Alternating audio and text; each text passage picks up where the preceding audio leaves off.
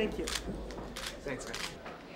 It just seemed like a wonderful connection because Amex was sponsoring the festival, and I actually, you know, I have an apartment here in Tribeca. I feel very close to it. I went to school down here, and you know, it's always been a film. It feels like a filmmaking center for me. You know, it's always been that way. My first meeting I had with Miramax, it's in Tribeca down here. It all feels like the beginning of my film career down here.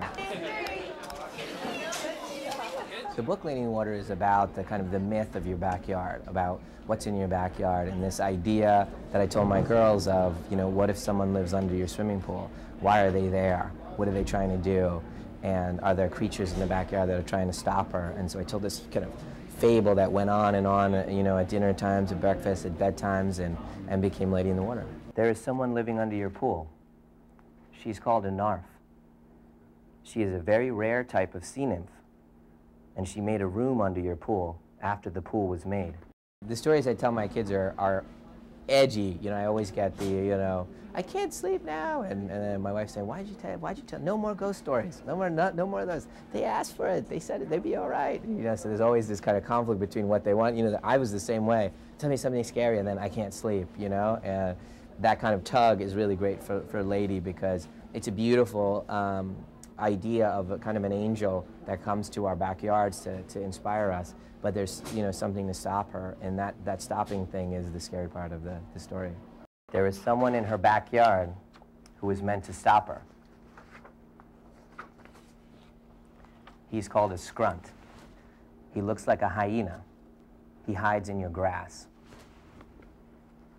In the movie, Paul Giamatti's character, hears this bedtime story, and then his reactions to it, and whether he believes it, and all the details that he finds out about the story that aren't in this book is what the movie's about whether a bedtime story could actually be true or not, or whether it's ridiculous. Now, if the narf is seen by the vessel that lives in your house, she will be taken home that night, back to the ocean, where she will become free.